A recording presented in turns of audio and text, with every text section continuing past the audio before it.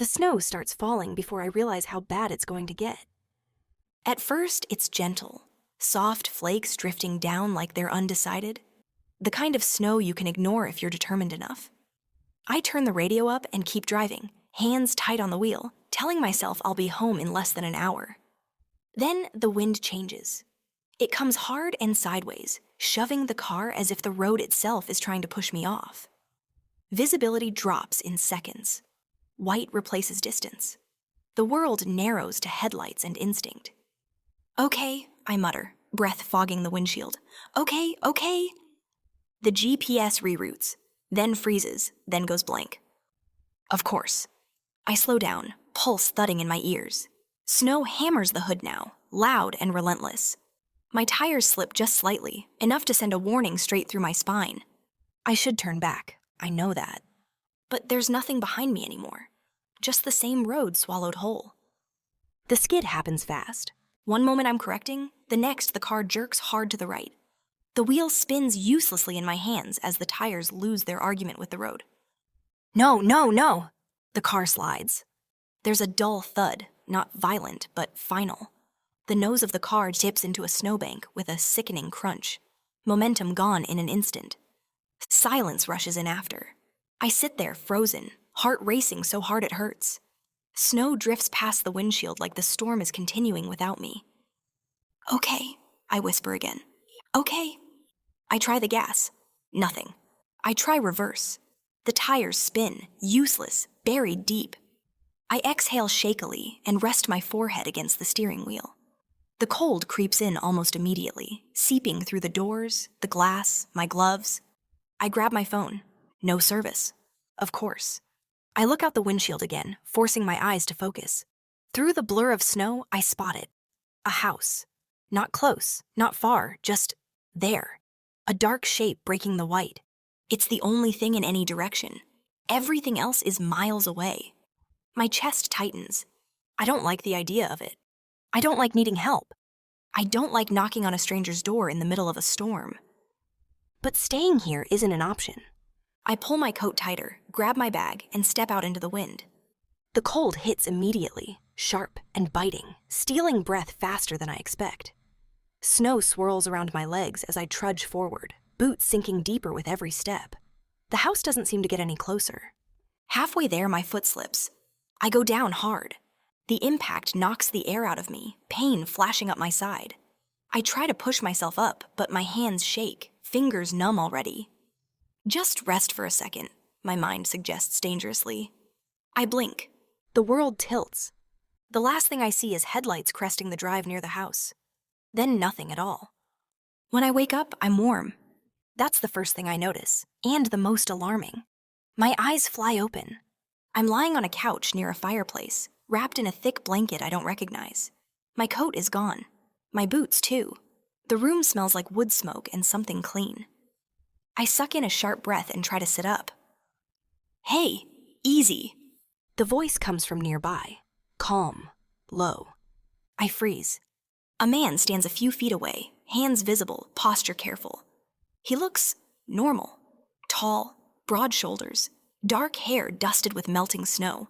Concern etched across his face, not alarm. You were hypothermic, he says gently. Not bad, but enough that I didn't want to risk waking you outside. My heart hammers. You... My voice cracks. I swallow. You brought me here? He nods. I found your car in the ditch when I was pulling in. You were unconscious. I carried you inside. 1,000 thoughts collide at once. My clothes. I look down at the sweater. Too big, not mine. He follows my gaze. You were soaked, he says. I put you in something dry. My pulse slows just a fraction. I can call someone, he adds, as soon as the storm eases, or I can take you wherever you need to go once the roads are safe. I study him, really study him, the way he keeps his distance, the way his voice doesn't rush, the way nothing about him feels predatory or impatient. Thank you, I whisper. Relief flickers across his face. I'm Matthew, he says. You're safe here. We're snowed in, but you're safe. Outside, the wind howls louder, rattling the windows like the storm is trying to get back in. I pull the blanket tighter around myself. For the first time since the car slid off the road, I let myself breathe. I don't realize how cold I was until the warmth starts to hurt. It seeps back into my hands first, then my feet. A sharp, stinging ache that makes me hiss and curl my fingers instinctively into the blanket. Matthew notices immediately. "That's normal," he says. "It means it's working." I nod, though I'm not sure what I'm agreeing to. My head still feels thick, like my thoughts are wading through syrup. He crouches near the fireplace, careful to stay just far enough away that I don't feel cornered. "Can you wiggle your toes?" he asks. I try. It takes effort, but they move. "Yes," I say. "Good." He exhales quietly. "That's good." The fire pops softly, a steady sound that grounds me more than I expect. I take in the room properly now. It's simple, clean, a little worn in the way places get when someone actually lives in them. Not staged, not temporary. "Your car's safe," he says. "As safe as it can be, anyway. I marked the spot so I can pull it out once the snow eases." "You didn't have to do that." "I know." He doesn't say it like a favor, just a fact. I shift slightly on the couch, suddenly aware of the sweater again. It hangs off one shoulder, sleeves too long. "Where are my clothes?" I ask. "In the dryer," he answers immediately. "Bathroom's down the hall if you want to check them. Door locks from the inside." Another small thing. Another boundary offered without being asked. I swallow. "Thank you," I say again, quieter this time. He nods once, accepting it without making it heavy. "Do you feel like you can sit up?" he asks. I test it slowly. My head swims, but the dizziness passes. "Yes." He stands then, moving with an easy confidence that still feels careful. He grabs a mug from the counter and sets it on the table in front of me. "Soup," he says. "Nothing fancy. You need the salt." I wrap both hands around the mug.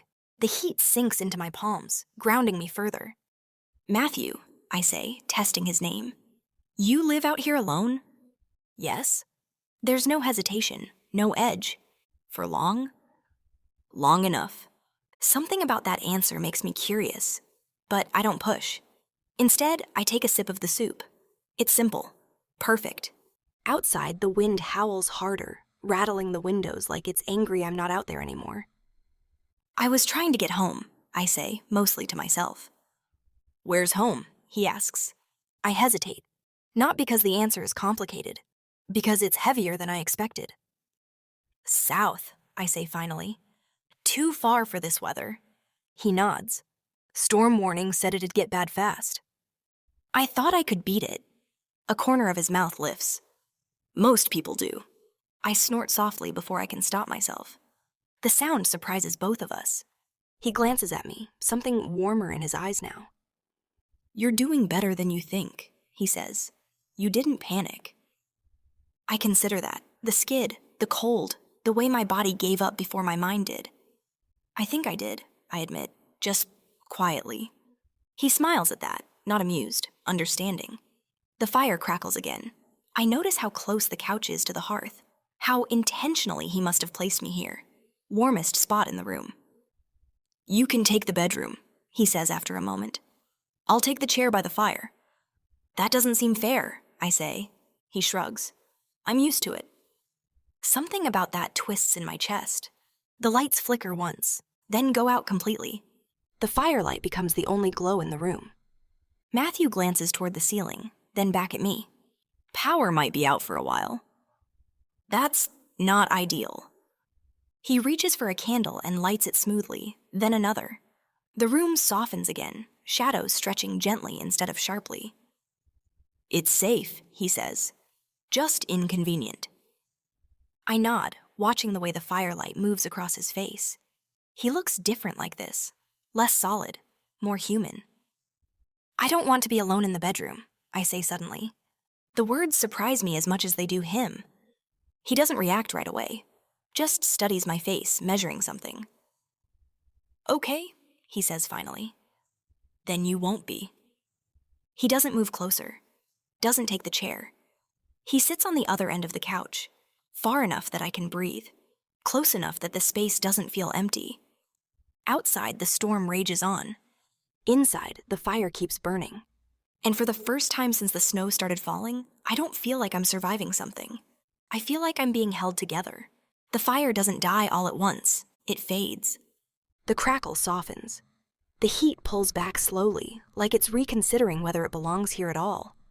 I notice it because my hands start to ache again. Not sharply, just enough that I tuck them into the blanket without thinking. Matthew notices too. He stands and crosses to the hearth, crouching low to study the embers. He nudges a log with the poker, frowns. "We're low," he says. "How low?" I ask. He straightens, brushing ash from his hands.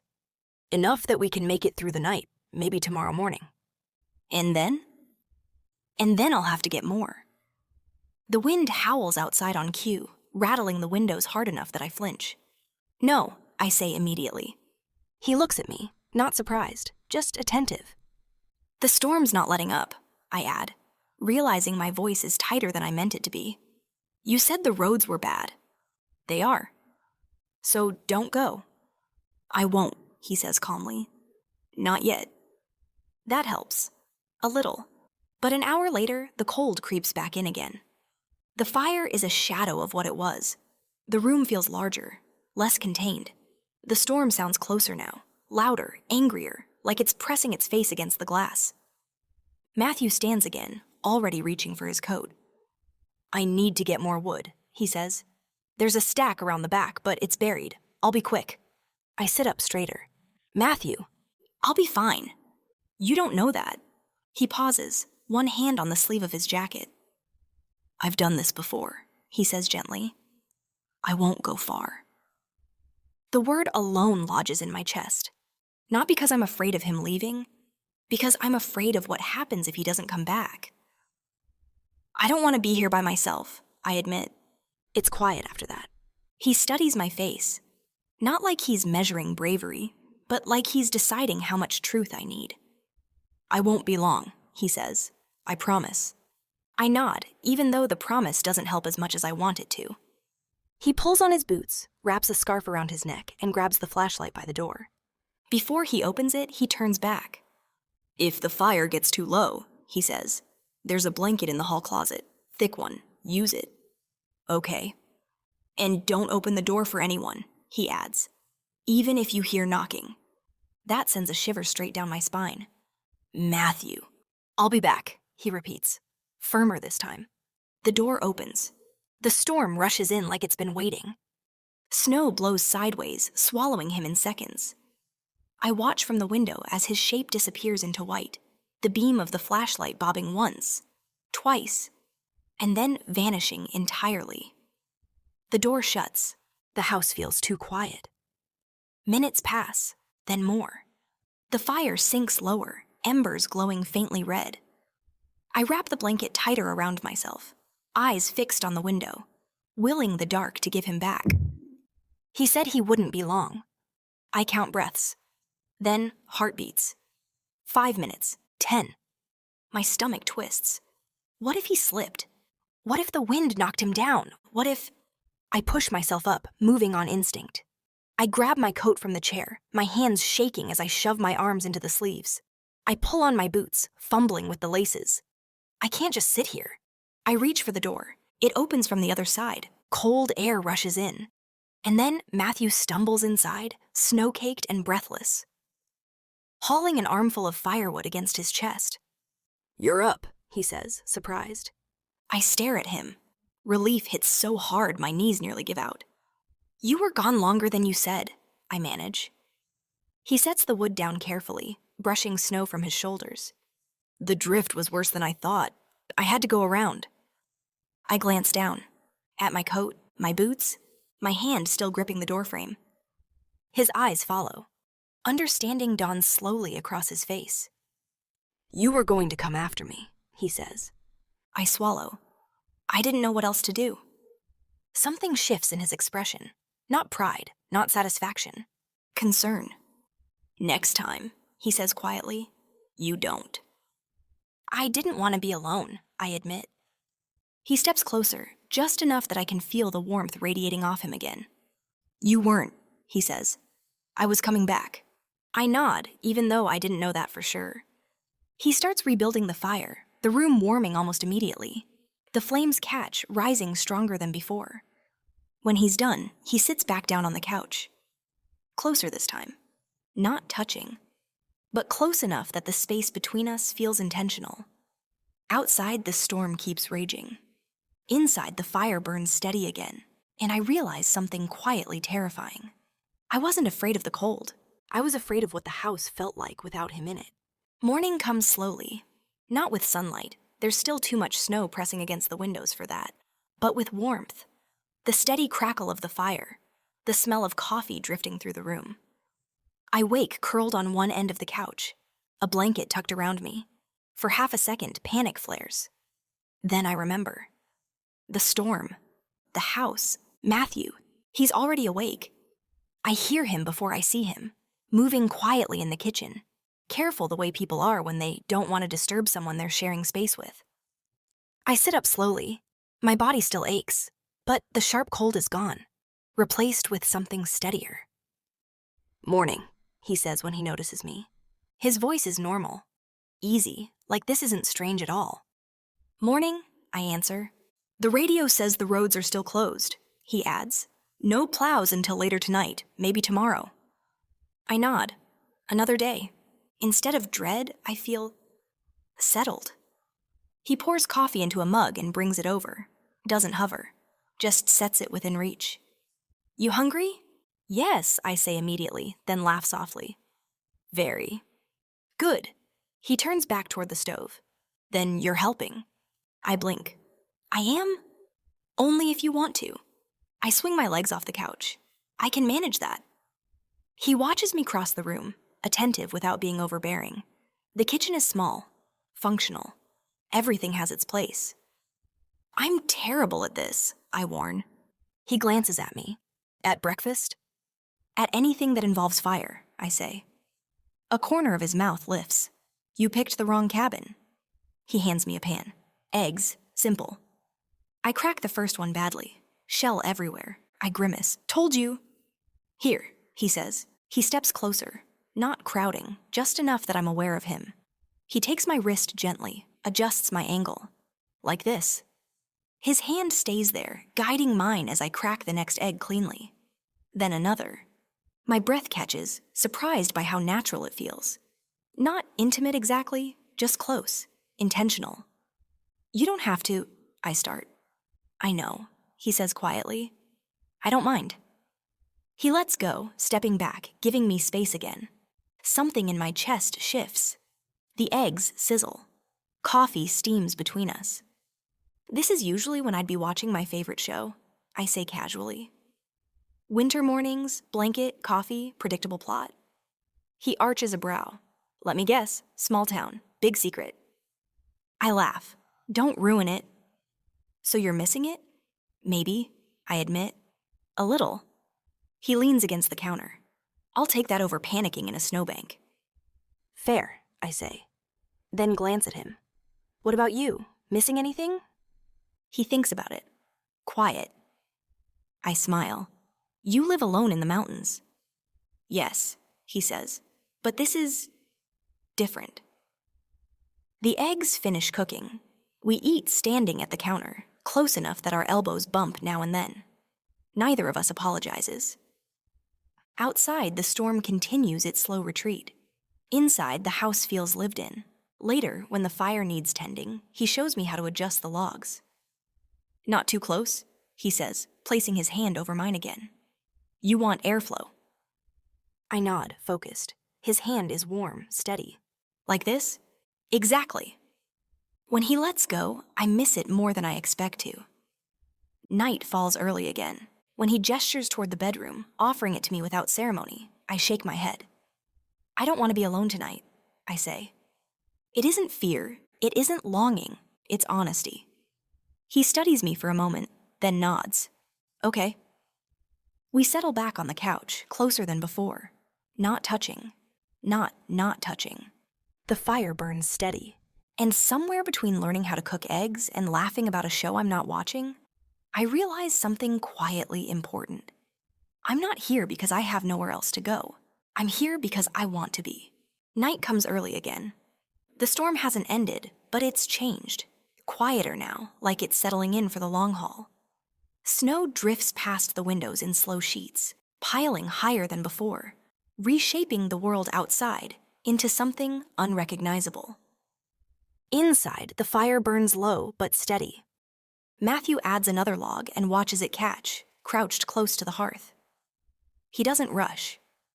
Everything he does feels deliberate, like he's learned what happens when you move too fast in a place like this. The radio came back on for a minute, he says without turning around. Road crews think they might get through tomorrow, if the wind holds. Tomorrow. The word lands softly, but it changes the shape of the room. That's good, I say, because it's the right thing to say. He nods. Yeah. He comes back to the couch and sits, leaving the familiar space between us. The blanket lies folded beside me, untouched. A moment later, the fire pops, sending a brief wave of heat toward us. Without looking, he reaches for the blanket and pulls it over both of us. Not careful, not hesitant. Just there. I tuck my hands beneath it, aware of how close his arm is to mine. Not touching, but close enough that the warmth feels shared. I don't usually have people here, he says after a while. I figured, I reply. It's not that I don't like company, he adds. I just don't like chaos. I think of the way he found me in the snow, the calm in his voice, the steadiness of his hands. I think you're good in a storm, I say quietly. He glances at me, surprised. Most people panic, I continue. You didn't. Someone had to stay clear-headed, he says. Yes, I say, you did. The fire crackles again. Outside, the wind brushes the house instead of slamming into it. I'm glad you came inside, he says. I blink. I didn't have much of a choice. He shakes his head slightly. You did. You trusted me. The words sit between us, heavier than they should be. I shift, turning slightly toward him. He does the same without realizing it. The space between us closes, not by inches, but by intention. For a moment, neither of us speaks. His hand rests on the blanket near mine. My fingers curl instinctively, stopping just short of touching him. I feel it then. The pull. Quiet, unmistakable. Matthew? I start. He inhales slowly. I don't want to rush this, he says gently, whatever this is. Relief and disappointment wash through me at the same time. I know, I say. Me neither. The moment loosens, not broken, just set aside. He stands a little later, stretching his shoulders. You should sleep. So should you. He smiles faintly. I will. He brings another blanket from the hall and sets it down beside me. Lingers for a second, like he wants to say something else, then thinks better of it. Good night, he says. Good night. I lie awake longer than I expect, listening to the storm breathe around the house. The fire burns steady. The room holds its warmth. And though tomorrow threatens to change everything, tonight still belongs to us. For now, that's enough. The storm eases sometime after midnight. Not enough to matter. Not yet. But enough that the house seems to notice. The walls stop groaning. The wind softens into something closer to breath than force. I wake slowly, tangled in the blanket, the fire reduced to glowing embers. For a moment, I don't remember where I am. Then I do. The couch, the cabin. Matthew? He's awake too. I know before I see him. The shift in the room, the sense of another person paying attention. He sits at the other end of the couch, one arm resting along the back, posture relaxed but alert. You okay? He asks quietly. I nod. Yeah, just warm. Good. We sit in the low light, neither of us reaching for the lamp. The fire throws enough glow to soften everything. The lines of his face, the edges of the room. The radio came on again, he says. Plows might reach the highway by morning. Morning. It feels too close. So this ends, I say. The storm does, he replies. I turn toward him. And us? He doesn't answer right away. Instead, he studies me, not searching, not weighing, just present. I don't know, he says honestly, but I know I don't regret this. Neither do I. I shift closer without meaning to. He doesn't move away. Our knees touch. The contact is small, accidental, and somehow louder than anything else that's happened between us. I've been trying not to think about what comes next, I admit. Me too. His hand rests on the cushion between us, not touching me, close enough that I feel the heat of it. I don't want this to be something we pretend didn't matter, I say. It mattered, he says immediately. The certainty in his voice steals my breath. I look at him then, really look, at the steadiness, the restraint, the way he's never once crossed a line without checking first. Slowly, he lifts his hand. Stops. May I? He asks. The echo of that question, the first night, the fire, the blankets, settles deep in my chest. Yes, I say. He leans in carefully, like he's giving me time to change my mind even now. I don't. The kiss is gentle at first, uncertain in the way beginnings are. His mouth warm, steady, nothing rushed or demanding. I lean into it. He exhales softly against my lips, hand settling at my waist, not pulling, just there, anchoring. The world narrows. When we part, it's only by inches. Our foreheads rest together, breaths uneven. Okay? He murmurs. Yes. We don't say anything else. We don't need to. We lie back down on the couch, still close, the blanket pulled over us again. His arm rests along the back of the cushions, not around me, but I know it could be if I asked. I fall asleep with the warmth of him beside me and the quiet knowledge that something real has taken root. Outside, the storm keeps fading.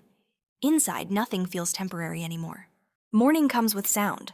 Not the storm, that's finally gone, but engines. Distant, low, unmistakable.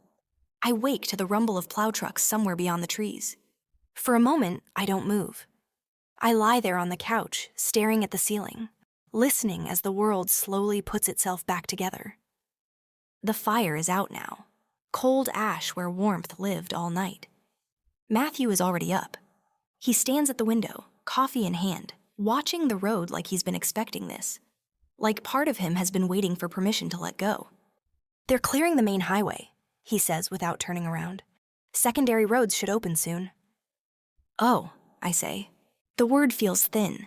He turns then, and the look on his face tells me he feels it too. The shift, the ending pressing in. I'll get your car out, he adds, once the plow passes. I nod, even though my chest tightens. We move around each other quietly after that. I gather my things. He pulls on his coat. The house feels different now. Less like shelter, more like a place I'm already leaving behind. Outside, the snow is blindingly bright. Matthew works efficiently, clearing the bank around my car, attaching chains, pulling it free inch by inch until the tires finally hit pavement again. When he's done, he steps back, brushing snow from his gloves. You should be good to drive, he says. Road's slick but manageable. Okay. I hesitate by the driver's door, keys cold in my hand. Thank you, I say, for everything. He nods once. You're welcome. We stand there for a moment, the cold biting now that the storm has released us. I'm glad you're okay, he adds. So am I. Neither of us mentions the kiss. Neither of us needs to. I open the car door, then pause. If the storm hadn't, I start, then stop. He watches me carefully. Storms don't ask permission, he says gently. They just pass through. I swallow and nod. Drive safe, he says. You too, I reply, though I don't know what that means for him now. I get in the car. The engine turns over. Heat blasts from the vents. Normal life rushing back in all at once. I glance up one last time. He's still standing there, hands in his pockets, watching until I pull away. I don't look back after that. The road stretches ahead, clear and ordinary, leading me back to everything I was before the snow. But as I drive, one thought keeps returning. Steady and unshakable. Surviving the storm was easy. Leaving it behind is the part I don't know how to do. Life doesn't wait. Within a day, the storm becomes something people talk about instead of something that held me. Roads reopen, cars move again. The world resumes its insistence. I go back to work, Answer emails, sit in meetings, smile at the right moments. Everything fits the way it used to. And yet, something feels slightly misaligned, like a picture hung just a fraction off center. I think about him at strange times. When I make coffee and it tastes wrong. When the heat clicks on too loudly. When silence feels louder than it should. I don't regret leaving, but I don't forget. A week later, I stop at a coffee shop on my way home. It's nothing special. One of those places that smells like roasted beans and familiarity, where no one expects anything from you beyond an order and a tip. I'm halfway through deciding what I want when I see him. He's standing near the counter, jacket unzipped, hair still a little wind-tousled, like he hasn't fully stepped back into the world yet. For a second, I think I've imagined him. Then he turns, and our eyes meet. Surprise flashes across his face, real, unguarded, followed quickly by something softer. "Hi," he says. I laugh quietly, more out of disbelief than humor. "Hi. I didn't expect to see you here," I add. "You don't exactly strike me as a regular coffee shop person." A corner of his mouth lifts. "I'm not, but I had to be in town." "Of course you did," I say. We stand there awkwardly, two people suddenly unsure of their lines. "I'm glad you're okay," he says. "So am I." There's a pause. Comfortable, familiar. Then he clears his throat. "I realized something after you left," he says. "I never got your number." I blink. "You didn't." "No," he agrees. "And I didn't want to assume I could ask for it, then." He meets my eyes steadily now. "But I'd like to, if you're willing." Something warm settles in my chest. Not relief, not urgency. Choice. "I am," I say. I pull out my phone and hand it to him. He types carefully, like it matters, like he doesn't want to get it wrong. "Coffee?" I ask when he hands it back. "Since we're already here." "I'd like that." We sit by the window, mugs warming our hands, conversations slipping into place as easily as it did by the fire. No storm, no danger, no urgency. Just two people choosing to sit and see what might grow. As I watch the snow melt outside, I realize something quietly wonderful. This is the first time I'm choosing something without fear pushing me toward it. No cold driving me inside, no storm deciding for me. Just warmth, curiosity, want. Some things don't need rescuing. Some things just need time. And the courage to begin again, this time on even ground.